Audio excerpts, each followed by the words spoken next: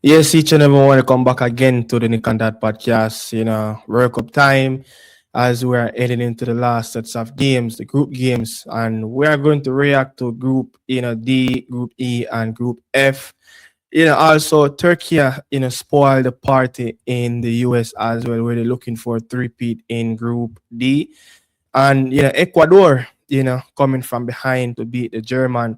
Also, Ivory Coast into the knockout run for the very first time, and Japan and Sweden are gone through as well with a 1-1 draw. So we're going to react to some of the big news, of Wednesday and Thursday as well in the World Cup. Here, Daniel, from Daniel Talk Football as well YouTube channel, and me, Nicardo Media House as well present for Nicardo Media House YouTube channel. What's going on with some of these World Cup reaction, as not many individual around the landscape of football would have probably predict that Turkey would have get that massive win, even though they're out of the tournament, but they spoil the three-peat party with the US men's national team. Yeah, I think I wasn't really surprised that Turkey got a result from that game because USA already take their foot off the gas and they kind of rest a couple key players today. But the last game for this knockout stage have been brilliant. You get what I'm saying? There's a lot of surprises. You get what I'm saying? So, excited. Can't wait for the knockout stage. You get what I'm saying? I know that there's more groups to close out over the last couple of days and weekend, but we're here to discuss it and let's get to it. Yeah, we're going to talk about Group D, Group E, Group F, and also going to look back at some of the fixtures that played over on June 24th as well, where likes of Brazil, the Mexico group, the Canadian group as well. But look, we get start off some of the latest results, some of the latest reaction.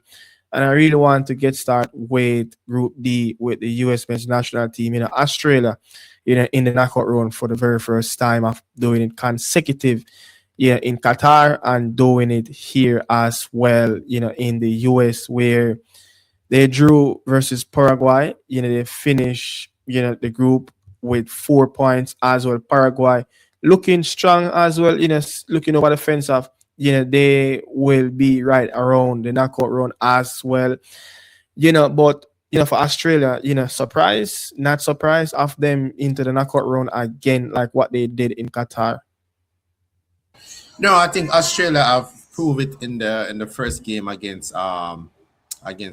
Turkey. You get what I'm saying? I think they were brilliant defensively. You get what I'm saying? They stuck in and they able to get that result against Turkey in the first. I think that game able to get them into the knockout stage. That first game was against Turkey was very crucial for both teams, and we saw that 3 points was very vital for them to get into the knockout stage. But that game against Paraguay in the last game was very timid. Both teams just didn't know what to do. To go for it or to stay behind, just wait.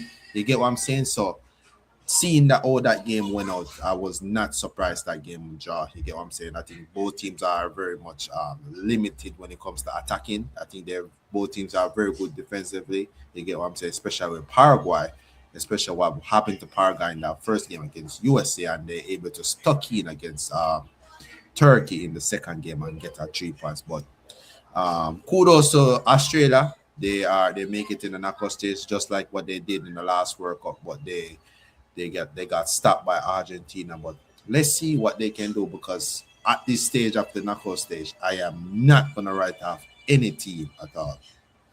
Yes, so we're looking at both teams. There a possibility of Australia could face Iran if results hold as in the Iranian group with Belgium and so forth as well. And also, for the other team, could face Germany, in the knockout run if things stays. Paraguay could face, the German. Would you really see a matchup, with Paraguay if they manage to get one of those spots confirmed, which Germany is confirmed. You know, Germany versus Paraguay going to the knockout round. You know, I think that's something that they can manage going into the knockout round. Oh, Paraguay, Germany. Paraguay. I think that's where they fight in. I think that Germany have been very lackluster today against Ecuador, but I feel like Germany were already thinking that about the knockout stage. You get what I'm saying? So I think that kind of play a part. But I think that Paraguay will. I think quality wise, Germany will overpower Paraguay in the next stage. But I think that's where the fight will end for me when it comes to Paraguay. And Iran, they were going to their last group game versus Egypt. If they can get any positive result, in that and results go their way, they will play against Australians. That will be a much matchable fixture for both team as well. But you're looking at it where US could easily create history of winning all three group games. Changes to the team. When you look at the starting 11, we see Joe Scally coming in, Trusty as well. Trusty scored a very good goal, from a set piece. Robinson, came in as well. You see the likes of Tim Ream, got Summers, and the players that were left out because of yellow card, like the Boligun, the Tyler Adams, those players so far, would have left out of the team for precaution. Christian Pulisic coming back into the match day squad for the first time since match day one. He came on in the second half as well. But the likes of Gio Reyna, Beralta, massive game for him. He's putting in, his hat in the ring of, letting Pochettino know that, listen, going into the knockout round, I'm one of the big hitters that, really banging on the door to get a start. We're looking at Weah, for the very first time in this group stage of him, I think played as well. Now, I wasn't impressed. I don't know what is happening with Weah. I don't know if something is personal is happening to the player, but his body language doesn't say it's enough for me on the pitch.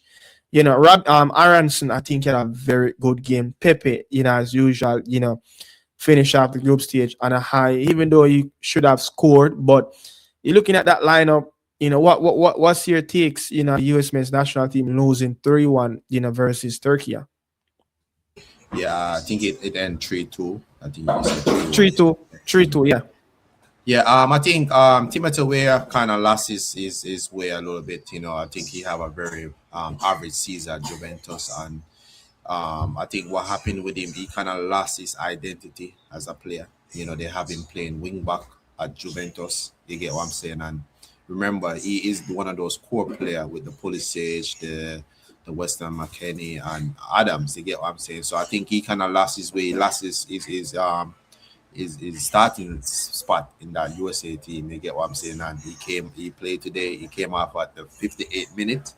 He was very poor, as you said. You get what I'm saying? But a lot of changes. You get what I'm saying? Brett Herder, man of the match for me. Was brilliant. He got a goal. You get what I'm saying? West McKennie was getting in the box, creating chance. You get what I'm saying? So this team was a lot of mixed players. Not the same starting 11. You get what I'm saying? So I wasn't expect that the US was gonna win this game. I think Turkey was definitely gonna come try to go out on an eye, give their fans something to celebrate in, very disappointing tournament. So I think Turkey, with the knowledge of don't have no pressure under them. They can play their football freely. You get what I'm saying? So seeing the US go with a very second string team, and also seeing that the Turkey won this game, I wasn't really surprised. But I think the US as one of the host country of in this World Cup, I think they need a bit of adversity of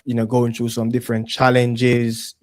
Sometimes you want to be competitive in our group, and you want to be challenged as well.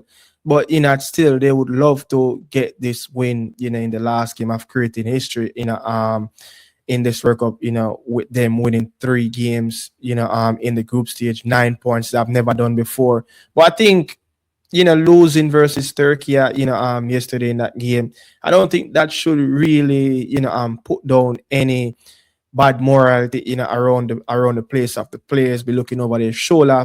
a bit of concern. I think they still should be proud, of themselves. I think they really started the game on a positive note. I think, the intensity, and just look at, the goals, that they manage, to score in. If you look at the games, I think they scored in each first half of each of those group stage games. So they managed to get off the mark of the in the games very good. I think they managed the game, very good from the minute one, right up to minute 20, 25 in each of those group stage game. So I think it's a building block, but they need to be challenged. They need to see what are some of the cracks around the squad. And finally, they got some tests. We know this game was going to be the game in this group where it's going to be the biggest test, and it's never how we want it to be, where Turkey have no real chance of going through. But they managed to come out, play for pride, because it was a lot of noise around Turkey, especially with the coach. I'm not sure if this will change any result, with the Turkey a coach of him stayed or him go. But I think this US team need a bit of adversity, of them being challenged in this group where they can know where they stand around when the cracks are open, and a bit of a downfall of them not getting the positive result going into the Bosnia game, where Bosnia Herzegovina, that game will be on the Bay in San Francisco. That game will be in around 5 days time. Tough game. We'll see what the Bosnian team can do against Canada, Switzerland and Qatar. We know what they can do. Tough game for them coming up against Bosnia. It's not something to be joke around. Yeah, I think the Bosnia team is a very tricky team. You get what I'm saying? You see how they got through this group. You get what I'm saying? They beat Qatar in the last game, and they got through. But I think that first game against Canada, where they got that draw, I think that's where they able to pull through. This is a very tricky game. I think the US definitely gonna be favorites. With the home fans and and all excitement. But I think this can be a banana slide for the US. You get what I'm saying? Because you don't know what to expect from this team. This is a very tricky team. Before the tournament start, we were classing them with Czech Republic, but they definitely have a little bit more about them than Czech Republic. But I think the US should be favorites, but I think this is a banana slide. We don't know what to expect from the Bosnia team. So I think Yeah. the US have to be very careful. Yeah. Sorry, but that's it, around Group D. Move on to Curacao, Ivory Coast, Ecuador, and Germany, where, we see Cote d'Ivoire getting into the knockout round for the very first time in World Cup play. I don't know if that's kind of strange to say, but first time getting into the knockout round for a top country in Africa, but whether or not, they get there, Diamande, star of the show again. I can say that, he's one of the youngest African players to register assists since 1994, in World Cup history as well. And looking at, them beating Curacao, getting to the knockout round and Germany. I want to talk on that Germany game. We've seen the same reoccurring stuff happen, with this German national team of losing out, in midfield, getting run over, with the physicality of opponents, and I think the Ecuadorian coach Sebastian Becasisi, I think he really put the players in where they will be much more physical. The athleticism around in the Ecuadorian team is going to be a lot more. I think he took out Franco and he brought in, I think, the guy that scored Angulo, and he could see how he was running in the German midfield. And also when you look at what was up front, as well, it was a different type of a Ecuadorian team that played. Again, you could see the passion, you could see the energy, and the purpose and the conviction of trying their best not to get rolled over in this game. And it did work out. What's your stand around that game, Ecuador and Germany? Yeah, I think that the German team started off very good, very well. With Leroy Sané first goal in a major tournament for him. You get what I'm saying? But then the mistake making that same midfield he was criticizing. New Mancha lost the Yeah. ball, and then Ecuador break and score that goal against. I mean, that shot could have been deflected, but I think Manu Noah very poor. He was very late to that goal. But overall, I think Ecuador deserved to win that game. You know, I think they were more up for it. I think they have a lot more to play.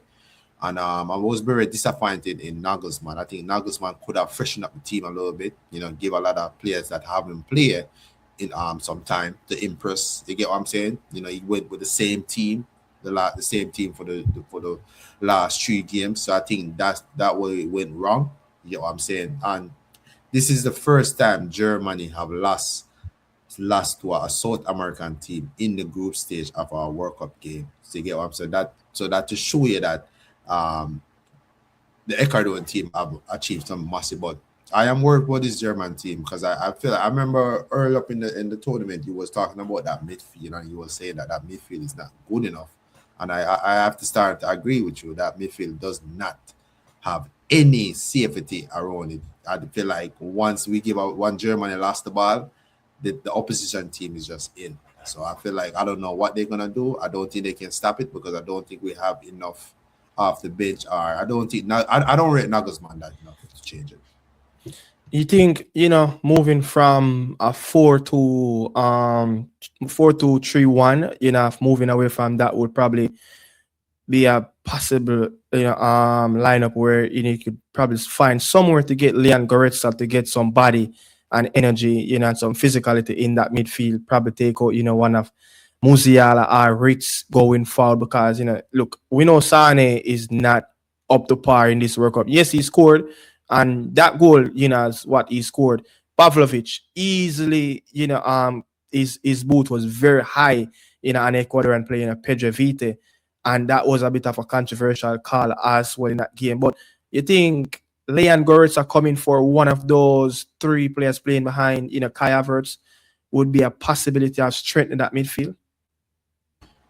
At this point, Kaya Havertz shouldn't even be starting either. You know, Dennis Undav should be starting it. But I think that I think he's gonna go with the same team, but I would have definitely bring Garaska in for one of those flair players. You get what I'm saying? I think you're right. I think I would have maybe bring in a Garaska and have 3 of those midfielder. Maybe bring Garaska in and have Garaska beside Pavlovic, and then have Numancha maybe playing a little bit more further up where Musiala play, or maybe play Musiala on the left side, or maybe just put Musiala on the bench because I feel like that midfield is gonna be getting overrun a lot.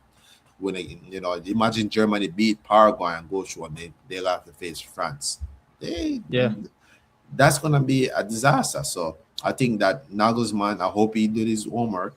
I don't think this is just a one-off where Ecuador will just hope for it more. I feel like we have seen this over a lot in the tournament, and I think they're gonna struggle. Yeah, I don't want to, overly criticize, Nemanja. I know he gave away the ball. I know he'd have a very poor game, but he's a very good player. But with him and Pavlovic in the midfield, they need help. They need massive help. They need someone in that midfield to give them extra body. And I just think going forward into the group stage of how consistently Nagelsmann been picking this midfield 3, they're going to need help in the eat because Musiala is the physicality is not his game. Tracking back is not his game. Florian Ritz, and it's not his game to be tracking back, defending deep, doing that for 90 minutes. And you could see like the midfield that Sebastian Bakasisi, the Ecuadorian coach, start Yeboah, Caicedo, Viti, and Angulo. That's a very powerful midfield for him, where he took out Alan Franco, which Alan Franco is not the quickest, he's not the physicality of his game. He's a more technical player that can keep the ball, but you could see the purpose of him taking out a player that who is not a real athlete in that midfield and bring athlete in that can run. I think the game that Germany played against Cote d'Ivoire really show up on how teams can approach this German team. And I think the coaching staff for Ecuador have done a fantastic job with their homework. The guy that scored Plata, that scored the first goal as well, the second goal to win the game. I think he was very good. But moving away from Germany game as well, but Ecuador, no, the Cote d'Ivoire team and Curacao. What's your takes of Ivory Coast coming from what happened in that Germany game and bounce back and to get a goal? Nicolas Pepe, getting a brace as well in that game. Diamande, would have said get the assist. The youngest African player to assist a goal in the World Cup play since 1994. What's your takes on them moving forward into the knockout round? I think they're gonna be a very problem for teams. You get what I'm saying? I think I just think that they were very unlucky in that game against Germany.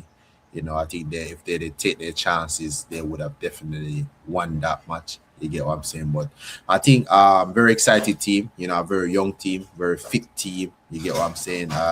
Diamante, I think is one of the most impressive team. But looking in as I'm looking at the knockout stage so far, as it stands, they might play Norway in the knockout stage. I think that's gonna be I just think that should be a World Cup classic for me with the Yeah. Ireland. I just think two teams they'll set up to just go at each other. Go at it. You know what I'm saying? So I'm gonna be definitely thinking that they're gonna have a very good next round, but I think that where they lacking for What me.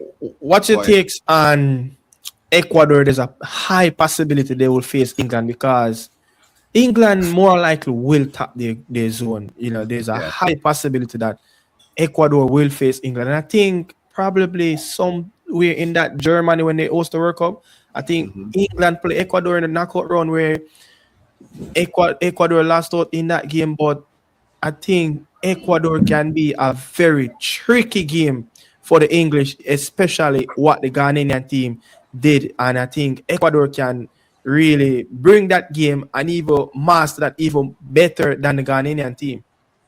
Yeah, I think that England Ecuador game, if it's as it stand, I think England. You're right. I think England definitely gonna win that game. So I think that will be England Ecuador. But I think this is a banana side for England because I feel like Ecuador have a very good defense. They have a very good midfield with Caicedo and Vinto. I just think that Ecuador just lack a little bit quality up top. I don't think Valencia is Valencia is up, yeah, yeah, I don't think it's yeah. up to it I right think now. if he can get a goal or two in the knockout round, it will Yeah. do good for the second team. But that midfield, like England midfield, I worried about that England midfield because I can see Caicedo and Vinto just dominate that midfield Yeah, because they're Rice so and good on the ball. They're yeah, so good on the ball. they're ready to stock in and so I think I don't that game for me is not a clear win for England. I honestly don't think that's like a that I think that game is up for grab for me because what I see Ecuador did to Germany today, I can see Ecuador overrunning and overpowering that midfield. Yeah. Because if England don't shape up, I could definitely see that. Yeah. If you look at it, the teams in this World Cup, they are going with a lot of pace, power, and physicality in the midfield. Yeah, because of the condition. You realize Kendrick Payes have not yet played a minute in this World Cup, and he's a player just like Florian Reis, Musiala. But I think if you look at this Ecuadorian team of trying to implement or to reinstate Bakanji Payes in the starting 11, like what he was a regular starter, the first half of the CONMEBOL qualification round. Who will he take out? And I think with him into this Ecuadorian starting level, he will be much of a liability on how the coach really want to play. What's your takes though of him not played not 1 minute so far in this World Cup when this is his era, one of the best golden era of Ecuadorian national team. I think that him coming into the World Cup with a very poor form, he went to Strasbourg in France and never cut it. They sent him to River Plate in the Argentina league, and and I heard that they are planning to terminate his contract, terminate his loan deal, and send him back to Chelsea. So I think that him not playing is not surprising. He leading up to all this World Cup, he was one of the bright stars that coming out of Ecuador. I think we could say that this is Ecuador generation of talent that's coming out there, the golden generation, if you Yeah, say. yeah. But I think he's not playing. I'm not surprised, but maybe where They need someone, a little maverick guy, to come off the bench and change something. You get what I'm saying? But I don't know. I don't think I just don't see that changing at this moment. Because coming into a very tense game, if they're gonna play England, I just don't see that change at all for I me. think this win for Ecuador versus Germany really saved this golden generation. And I was speaking to a lot of Ecuadorian fan during this morning before the game started, and they were much. I don't know where this positivity came from, but they were so positive that the Ecuadorian team could get a massive result versus Germany. You know that the game against Curacao and Ecuador, the coach, you saw him went to the stadium to greet his family and to to celebrate with them. In the Curacao game, the Ecuadorian fans turned on his family. In that game of the coach has is doing a such a horrific show and a very bad job at this moment for Ecuador, and they asked him to remove himself from the national team. So I think he really found back some love amongst the Ecuadorian fans, and they much really over the moon at this moment. You know what I'm saying? So I think this win is a statement win for this golden generation, and for them to go even into the knockout round and even to win one more game, that will really give them a bit of a positivity of it is a okay World Cup. It's not so embarrassed of couldn't get out of a group with Ivory Coast and Curacao, especially when you have the top two team and then the best of eight third spot will qualify for the knockout round. So I just think they really saved themselves of a bit of a disgrace as well. But looking at it, Inikapi, I was slightly doubtful for the knockout round. That would be massive as well. We saw the Milan man came on from Estopiniani, and Schlotterbeck, is out for the campaign as well. Does Germany have one more player that is doubt? Is it Nathan Brown? Nathaniel Brown is doubtful as well for the next game. Yeah, I don't see Nagelsmann say anything about him, but I think it's just a doubt. I think he should be okay by the time the knockout stage start. But yeah, I definitely think for sure that Stotterbeck is out. Very unfortunate. I think he have been very good in those couple games, but it's just very disappointed that out. But I think Nathan Brown should be fine by the time the knockout stage start. Yeah, yeah. Group F, Japan is true. Sweden also true as well. Wonderful goal, for the Japanese where they drew that game. Look, Maheda, his first goal of this World Cup campaign. Elanga, what a magnificent performance from him as well to get back the Swedish back in the game and to get themselves on 4 points where they can actually be looking into the knockout round as well. Netherlands, something about this Dutch team where they're looking more even better as the tournament progressing. It's like they really found that true number nine, Bradbury, the Sunderland striker. It seems like he's that X factor, going forward for the Dutch team. But what's your takes though of Japan and Sweden? Lack 1-1, but they still advance to the next round where both teams looking forward for the knockout round. Yeah, I think that Japan is definitely my dark horse to go for. I think they have something up their sleeve for Brazil in that Yeah. knockout stage. But definitely both teams definitely deserve to go through. I think 1-1 was a fair result in that game against Sweden. You know, I think that I as you said, I really like how Japan play, but Sweden, I think Sweden gonna have to do more. I think relying on just Isaac and Jokeres up top. Let's see what happened in that Netherlands game. They got tear apart. You get what I'm saying? So I just think that definitely for sure that both those teams, I am way more impressed with the Japanese team. But going forward, I just want to see what the Sweden can do as far as defensively and in the midfield, because I just feel like that's where they kind of lack a little bit going for able to stay in games. You get what I'm saying? So yeah.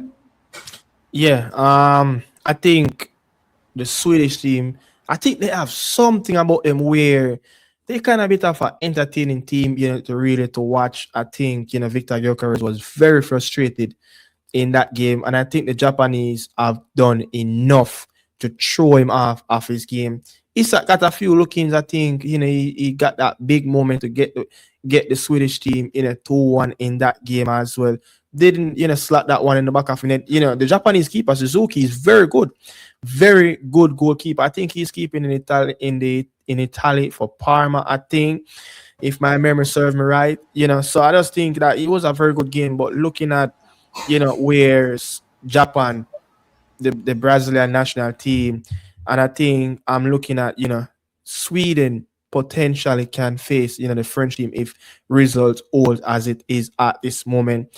It should be a very much competitive game, but I think the French team will have just too much for the Swedish team, especially how they want to play expansive football, free flowing, attacking. Pata is not the best coach of setting up a team to, on the low block, defend deep, hit team on the counter. I'm not sure how well he can really go into that game to set up the Swedish team to sit low block, especially having, Elanga who must start. You're looking at Victor Gyökeres must start, Isak must start. That's three players already. So it's very, intriguing to see how he can set up a low block with those three high profile players. Will he sacrifice one of them and go with a 4-4-2 in a 3-5-2? We saw, what the Ecuadorian team did in their group phase where they start out with a three at the back, then they go back to a 4-2-3-1, and then the last game against Germany they go with a 4-4-2. So we're seeing different coaches implementing different strategies to get result, and Pata as well. I think we should give him some credit. And I think the Swedish team really bounced back as well after that 5-1 defeat versus the Dutch team. So I think they really did very well versus a very good Japan team. Not take that one away. You get what I'm saying? So I think it should be a much bright knockout run for those two teams, where the Swedish team looking for France and the Japanese looking for Brazil. And I think Brazil scored 4 goals in the last World Cup against a Haitian team in the knockout run that was South Korea. We know South Korea is a different kettle of fish than the Japanese players as well. I think Japanese are playing some very good, entertaining football at this moment in the World Cup. You get what I'm saying? But Tunisia, everybody punching back, of Group F, where they just conceded goals after goals. It doesn't even matter if they change coach. We have seen the coach got sacked match day 1 after a thumping defeat 5-1 versus Sweden. But 3-1, you're looking at where the Dutch team, got an opening goal. It was an own goal, from Shaqiri, but Bradbury, 2 goals in 7 minutes for the Dutch, and they really bring back the game a bit of life. I think the first 10 minutes in the second half, Tunisia look a bit bright. I think Hannibal really started getting his own in the second half as well. But Van Heck really took the game away from the Tunisian team in the 62nd minute, where, the Dutch team managed to get 2 wins and a draw in Group F. 10 goals scored and 4 goals conceded of the Dutch team in Group F. Very dominant team in Group F. Yeah, I think they are one of the most exciting team in the tournament so far. I know you said that they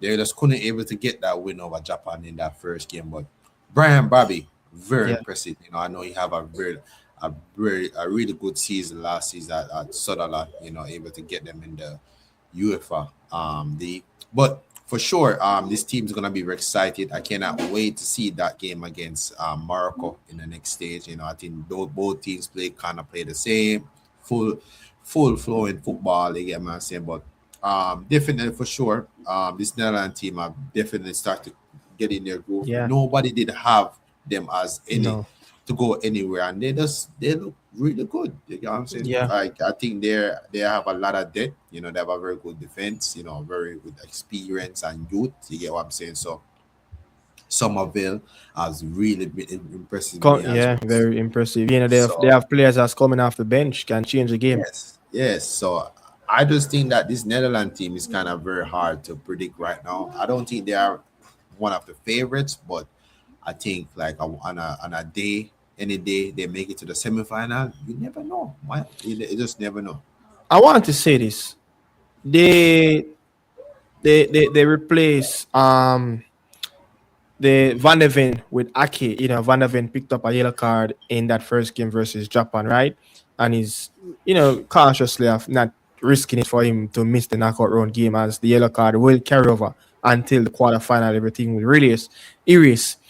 But I'm looking at that backline of Van der Ven, Van Dijk, Virgil van Dijk, Van Eyck and Dumfries. A powerful back four with the likes of Nathan Ake can be the fifth player rolling the dice if they need to make a change as well. But very powerful backline of physicality. The three players, or the three out of the four, except Van Dijk is not so quick, but really suit the way how this Dutch team wants to play. Yeah, I just think that following the Dutch team over the years, they used to always have a very unique type of way how they play football. You get what I'm saying? It's a little bit of the tiki taka with the flairness of Brazil and the quickness of you say England. So you Yeah, never know what you're gonna get from this Dutch team. I think if you watch the Dutch league, you The realize Eredivisie.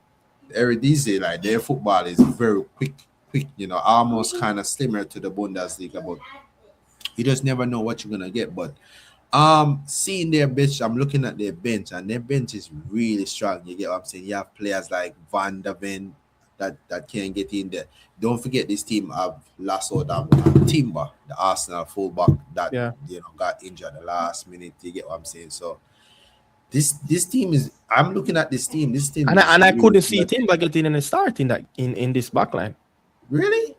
At Yeah, right back? I just Over Dumfries? I just think I think just the way how they kind of want to play that I think they would expansive have. open up. I think they would have put him at left back at So you least. think maybe of him be available, they will probably change it tactically with a formation set up of three at the back. I could have definitely see Coleman put him at a left back because he does have the attribute to slot in as a left back, and he does play left back sometimes for Arsenal. Remember that season when Tommy Askew was injured, Yeah. when Ben White was out, there's a couple of players. So he doesn't have that. He does have that skill mindset to go over and be very good at a left back. But I just think that coming off a brilliant season with Arsenal. But I think you're right. I think Dumfries does suit the way how they play going forward. But I don't know, man. And I think Van der Ven, I think even going forward, you probably seen Tottenham use him at left back. You never know. Even if they Yeah, can get he's very competent quick. centre back. And he's very quick. And I think with him playing on Virgil van Dijk side, that will suit Virgil van Dijk a lot as well.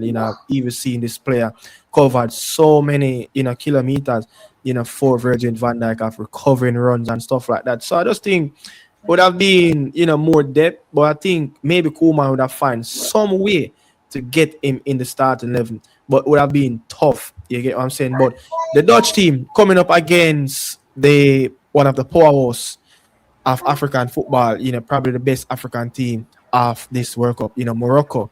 You know how much you see that one, going, very tricky game for the Dutch team versus Morocco. I think that that's definitely for close for me. I think yeah, as you said, Morocco has been very good. They're going up against Brazil. Came second in that group, but I think this game is not gonna be easy to call. But I'm still gonna edge. I'm gonna edge the European team. With a little bit more experience and stuff. But not counting out Morocco. The last time semi-finalists. You get what I'm saying? But this game's gonna be very edgy and very exciting. But I'm just gonna edge the European because I feel like the Netherlands team have a lot more depth. They can bring a lot of players up. I just feel like the Marca team rely on lots on Hakimi and Sabari up top. So I just feel like the Netherlands for sure will edge it. Yeah, let's piggyback on what happened on the 24th when Group A B, and C played on the day as well. In Group A, would have seen how Mexico take charge of the Czechia team. Lots of changes in the team. Young teenager sensation, playing for Club Tijuana, Gilberto Mora as well. He was so good in that game. His passing range, everything. I know he picking up space, always dominating the midfield.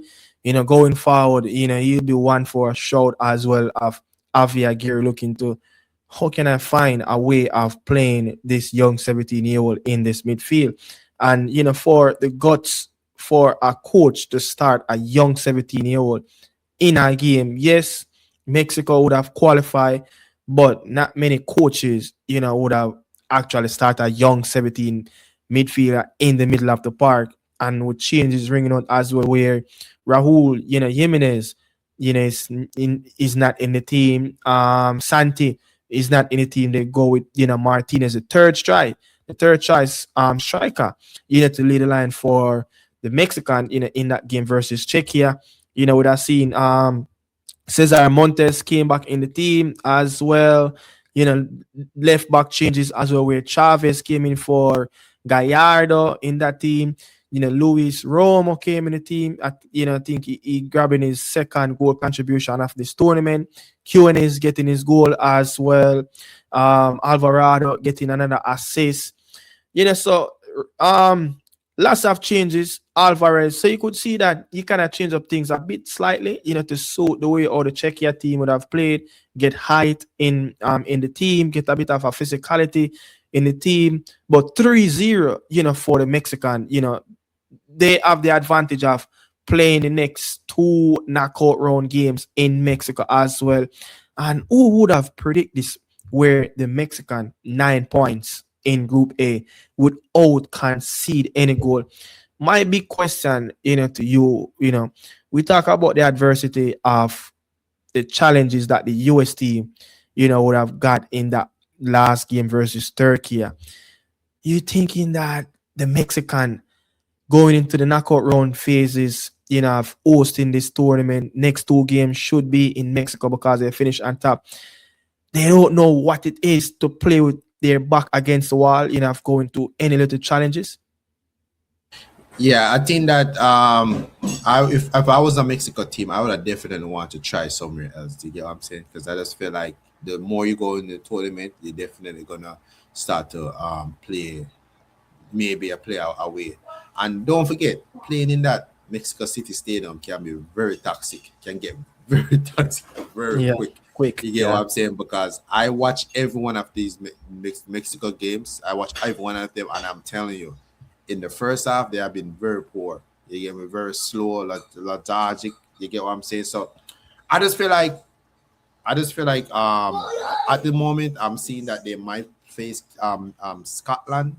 I definitely see they beating Scotland because I just feel like Scotland gonna under that pressure, under that light in that Mexico City. I just think that Scotland, if they do play Scotland, I just think Scotland gonna make a lot of mistake and yeah, Mexico this gonna be pressing them and you get what I'm saying. But for sure, I definitely can see they have a little bit more advantage of being at home. You get what I'm saying? But they, for me, the problem that I have with Mexico, the football have to start speeding up a little bit. It's yeah, too slow, too yeah, slow. You get what I'm saying? But if they're still able to get all three win, I think this might probably be like the first time they ever did that before.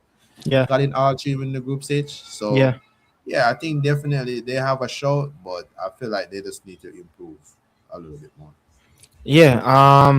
I'm looking at this Mexican team easily could face England in the quarterfinal, and that would have been key. Easily could face England into the quarterfinal, and That's crazy. I think Argentina is somewhere around that bracket of could face a Mexican team. Brazil, if they go all the way up to the semifinal, one of them, either Argentina and Mexico could face. So I think the One thing I Mexican, must say though, I like there's a lot of matchup that I'm seeing so far where I don't think we have ever seen these matchup. Like we never see And people Mexico play really England. question this expansion of the World Cup. Yeah, Where I, but I the like it knockout because I've round, seen a lot of different matchup. I never see Mexico play England before. You get what I'm yeah, saying? Like that there's a is a lot of high possibility, of yeah. them play England in the quarterfinal as well.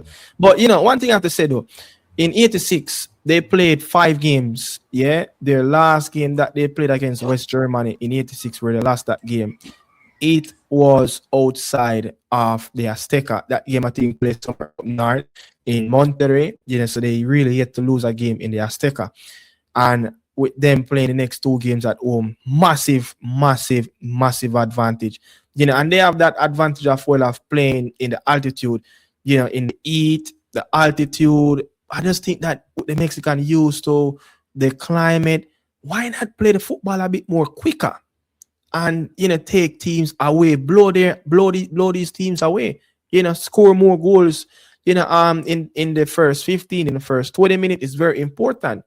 You get what I'm saying? But I just think that the way how this Mexican team played against Czechia with not many of their starters in the team to win 3-1, 3-0, that's very impressive. You know that Julian Quinones, the player that played out on the left hand side for Mexico, he scored like 35 goals in Saudi Arabia. And I think he scored like 50 plus goals in the last 2 campaigns, for that team. So I think he has been a very productive player in the last couple of years. Seeing him playing for Club America as well is really went on a different level, as much as people could say he's in the Saudi Pro League, but he's getting the goals. How many top players leave Europe and go to the Saudi Arabia League to score goals? Not many of them really scored more goals than Quinones in the last 2 campaigns. So with them looking in, maybe there's a slim chance Scotland still can find them way and play Mexico. I don't think Scotland deserves to be in this World Cup anymore. What's your takes on that? Yeah, they have been very poor. I think they have been very disappointed. I watched Scotland over the last couple of years, and especially in the qualifiers, and their football was very expansive. I think that last game in Glasgow, they won that game very convincingly. I don't know what happened. They make the football make a whole U-turn. They came to Yeah. the World Cup. They're scared to play. Look at the game that They, they played Denmark. they play. Very, very attacking game. They're not Very home. attacking. I don't know what happened. It's like they got a whole different coaching setup, and it's the same coach. You get what I'm saying? Look Yeah. at that game against Haiti. If Haiti did have any little bit of quality about them, they could have lost that game. So I don't know, man. I think that they have been very poor, and I see a lot of people criticizing McTominay. I just feel like McTominay is not really getting help. No, His he's not team has getting been help. very poor. I think the last game that he played versus Brazil, you see that he's playing a bit more in an advanced role, and he slightly get some looking in that game as well. And I just think that he seems like coming into this World Cup, Steve Clark never know his starting 11. Never know. He played three at the back. He played 4-4-2. He played 4-2-3. And I think in All all over the of those place. games, he changed this. He changed the front man in every game. You went with Trey Adams and the number 9 from Arch, Shankland. Then he went in the second game versus Morocco with just Trey Adams. Then in the third game, he gone back to Shankland with I think another player up front, and Che Adams found himself on the best. So I just think he never know I his definitely see. best, I his definitely see best team. after this tournament he's losing his job. I see can see them And I making want change. think I don't want to say that I think they extend his contract for the next World Cup as well, Really? World Cup cycle. Yeah, I think so. If it's not the next World Cup cycle, it is for the next Euro. I think they're gonna It's definitely going to be hard for Steve Clark lose his job because what he have done, to qualify them for 2 Euros and a World Cup, which I've never done in the history of in history of Scottish football in the modern era, of a coach bringing them to 3 major tournament. He have a bit of a history on his side where it could probably you help see him his have a job, lot but with you with see have a but lot with of all credit this in the back. team, yeah, have a lot of credit. But I think with all this Scottish team playing, I think they are one of the worst team in this tournament to watch. They are one of the worst team to watch, but they have one of the best fans to listen and the passion to show on the pitch in the stadium as well. But quick one, South Africa, getting the best of South Korea in that game to advance to the knockout round, where we could easily see the South African, who they get in Canada. Is it Canada? The South African team will play. I'm trying to, yeah, Yes, they yes. will play Canada. So they will play Canada that first knockout round game on Sunday in Los Angeles as well. My goodness grace, the South African players really fought beyond the expectation of just to compete in this group, but to get beyond and over the expectation of getting out of this group, not as the best 13, but as the best second team in that group, where it was much of a challenge for them in that group A with Mexico, Czechia in that group, and South Korea. Disappointed in the Asian team this time around. Very, very disappointing, man. Very this money must have a party. Very disappointing. But anyways, kudos to the Bafana. They fight their way Yeah. back. I think we write them off after that first game. Two red cards in that game against Mexico. You get what I'm saying? And they fight their way back. They got a really good jaw against Czechia. You get what I'm saying? And they fight their way. They fight in that game. They defend for their life. He left You it get for what the I'm life saying? after they scored that goal. You get what I'm saying? So you have to give it to them. And the coach, I think the coach deserves some respect. Hugo Brass, the Yeah, Belgium coach. I Yeah. remember we were criticizing like what is this South Africa team was hiding when they were trying to not make nobody see what they were doing behind the scenes, and I guess it paid off. I guess I history think I really paid think off. I think the more they played, they kind of Yeah, find their feet in the World Cup as well. You have to give them a lot of credit, but with us and other people that do match reaction and analysts and teams, they were very bad in that game. Yes, they got two red card. They lost one of their two best players, one to come off the bench and one to sit in that midfield role, Sitol as well. But I think, we have to give it up, for the South African team. I think they're very well defensive, organized team. And I just think that a lot of coaches see that, look, get the team organized, hard to beat, being stubborn is the way to go if you are lacking that bit of extra quality in the attacking third. Look at what the Ghanaian team do.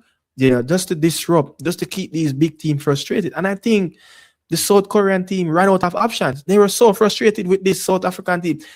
I think the South African team allowed them to be in the midfield third, but when they get into the defensive third, they just run right ragged at them of pressing, being nasty, being compact, getting the ball away from the dangerous area as well. But for Group, Group C, where Morocco beating, the Haitian team, was a very impressive game. Saibari scoring again, but Isidore, what a cracker, for a goal from him as well. At one point, the Haitian team was 2-1 up, in this game, looking much like they're going to be the team that will spoil the Moroccan party in Group C. But the Moroccan team, man, you have to give it to them. They came back, Rahimi, the striker got a goal, and Yassin, got the icing on the cake in 89 minutes to bring that game 4-2. We talk about who the Moroccans will play in the knockout round as well, the Dutch team, but Brazil versus Scotland. We talk about how bad is the Scotland team is. You're coming up against a Brazil team, and you have so much physicality and aerial presence in that team, but you come and you need a point, and you giving goals away to the Brazilian team. Just like how can you be constantly passing up the ball when you're not good at the back? You get what I'm saying? And they just continue to doing it, and it just wasn't working. So I just think the Brazilian team, winning 3-0 on the day. Vinicius Jr., with a couple of goals. Cunha as well getting goals. We see Cunha kind of shift this Brazilian attacking line, where he came in for Thiago in the second game versus Haiti, and kind of bring a bit of a direction of how this team want to play with their two number 9 up front, can drop deep, create, and run in space as well. But Vinicius, arguably the best player for Brazil in this tournament, Whenever he get on the ball, he just seems like something's going to happen. This is a Vinicius that the Brazilian people wants to see as well, scoring all the games in the group stages and 4 goals as well. Getting up there with the likes of Mbappe, Erling Haaland and Lionel Messi. But what's your takes though on this Vinicius performance in the group stage? Yeah, I think he's finally getting to get back his confidence. You get what I'm saying? I feel like his finishing have been very improved, compared to what he was doing in La Liga. But I just think that that change that Ancelotti make, taking out of Ego Thiago, you have not featured since that Yeah. first match. So, but yeah, I like that front three. I know Kune is not a natural number 9, but he definitely able to occupy the defenders up there. But I think that Brazil a little bit quiet. Nobody not really give him the Yeah. any show to go far and win the tournament. But for sure, Venus, I like what I'm seeing from Venus. I hope he can keep it up. You get what I'm saying? But for sure, Brazil gonna have to step it up a little bit, because I don't think beating Scotland, beating Haiti is enough for me. Yeah. I think if they played against Japan, they're gonna have to lock in, because this Japan team is just a machine that ready Yeah. to explode. So I think this Brazil team really gonna have to. But kudos to Neymar. Fiji got these features. I know it's not nothing. Look rusty. Look really rusty in the Very, game. yeah, Really rusty. very, yeah. So Yeah. but happy for him. He able to came back. I think the last time he played for Brazil was 3 years ago. But Yeah. for sure, Brazil just have to be a little bit more better if they want to go anywhere far. And I think Brazil will miss, Rafinha. Regardless of Rafinha is not getting, the goal contribution, for Brazil in the big tournaments, but with his intelligence of pressing, running the ball as well, creating space for his teammate in attacking third. But you have to give it up for Ryan as well. I think he really came in and really done a very good job over the last 2 games. So starting that game versus Scotland, and he was very good in the game as well. With Vinicius, Cunha, and Ryan up front, I think it is a very good front three that can really press. And we have to give Paqueta some credit. I think Paqueta really, regardless of who's in front of him, the teams that he's coming up against, the 2 lesser competitive team in this group. But I think what we saw in the Moroccan game is totally different from what Paqueta did in the Haiti game and the Scotland game as well. So I think he really showed up, and I think he kind of bringing a bit of a more fine tune on how he should be playing. And I think Carlo Ancelotti, it seems like something is rubbing off where slightly, not too overexcited, but slightly, there's a bit of an organization going with this Brazil team. But I think with Brazil meeting better, proper, organized team, they will come under massive pressure of getting the result. And I think that if Brazil can, wipe the Japanese off the floor like what they did versus the Asian rival South Korea in Qatar, I think Brazil will have a lot of noise around them of trying to go deep into this tournament. But remember, when Vinicius scored that 30 something goal, or almost 30 goals in the entire campaign in La Liga, where you managed to get on the Ballon d'Or podium, Ancelotti was a coach. You get what I'm saying? Ancelotti was a coach, so Ancelotti definitely know how to get the best of Vinicius Junior. And I think the way you want to play with that, I don't know where Ancelotti get that 4-4-2 style of playing from, but it's a really impressive set of formation to play with these Brazilian of being rotation of different position, different spaces on the pitch, and running to different channels. So I think that with this Brazil team over the last 2 games really improve, and you open that as a Brazilian fan out there going into the next game, you want them to even improve even more, and you hope that Neymar can get a bit of sharpness in the next coming days, to get a bit more sharper going into the game versus the Japan as well. Yeah, so that's it. One thing though, I want to talk about. I talked to you about the Switzerland team, how they can really navigate themselves into group stage, and this is the very first time of them in the last couple of World Cup they managed to get on top of the group. In the last 2 campaigns before this World Cup, they would have been in a group of where Brazil would have been, and they would have managed to finish behind Brazil in two of those World Cup in Russia and Qatar. No, they finished on top of the pile, spoiling the party for the Canadian players of not having the advantage of playing those two extra games. Now we're looking at Canada will be playing on US side, coming soon. You get what I'm saying? So what's your takes on Jesse Marsh losing that game on home side versus the Swiss team? Yeah, I just think the Swiss team was just class above them in that game. I think that they could have scored a lot more goals. You get what I'm saying? I just think that definitely for sure the Swiss team definitely start off a little bit slow, and they finally start to come in their self, and show their class and what they're made of, and stuff like that. But Canada, I think Canada should have enough to get over to beat South Africa. You get what I'm saying? Regardless if they're playing on the USR, but very disappointed not seeing that Fonza Davis getting any minutes. I don't know if he's not fully fit. I don't know what's going on with him, but I think that they really, really miss him badly. You get what I'm saying? But I think they should be fine regardless of playing. Not, I know they will definitely love to be at a home side, but I think they should have enough just to get past the South Africa team. You know that with them going against South Africa, and Switzerland possibly could face one of the best third spot in Group J, which is think might be Algeria. I think Switzerland probably would like to face South Africa, and Canada would like to face Algeria. So it probably working out at this moment in the favor of Canada finish second in that group. You get what I'm saying? But with the support that we see them get in Toronto, in Vancouver when the game played in British Virgin Island, in massive, massive, massive support for them as well. So, folks, that's it. With the Nick and Dan podcast. Much love and respect if you are watching. On any various different channel. Nick and Dan podcast YouTube channel, or Daniel Talk Football and Nick Other Media House. Continue to support. Don't forget to smash the like button and subscribe to the channel, and also watch the clips. Yeah, watch the clips as well. So we'll come to an end. Let's see what will happen. Coming up on the what as you say, the 26th. Yeah, coming up on the 26th. What's your prediction of just the scoreline prediction? Norway versus France.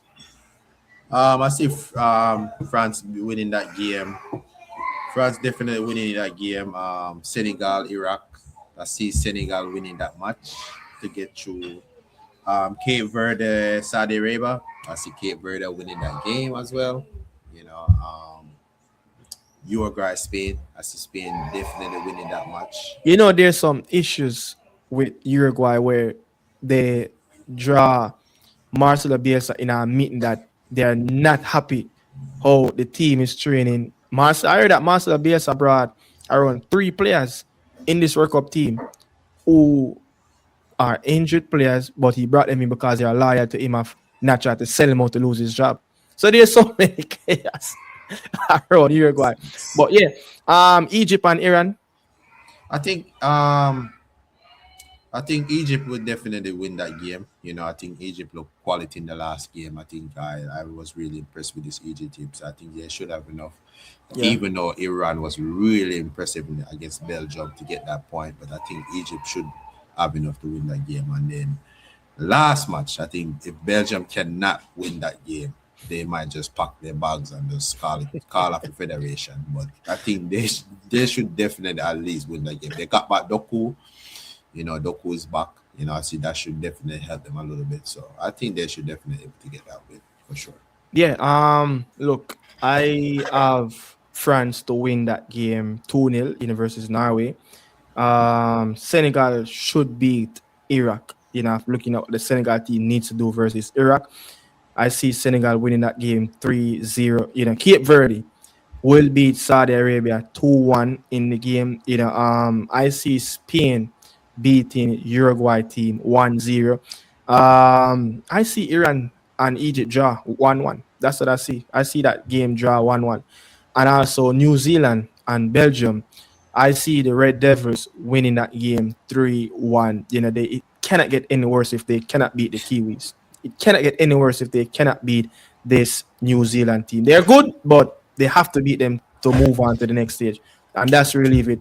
That is a prediction. Catch us tomorrow again, reacting to Group I, H, and G as well until the group ends. And then when the knockout round start on Sunday between Canada and South Africa, that's where we will start and do our reaction as well. But much love and respect to each and everyone. Don't forget to, to like up the video and subscribe to each channels that you're watching on.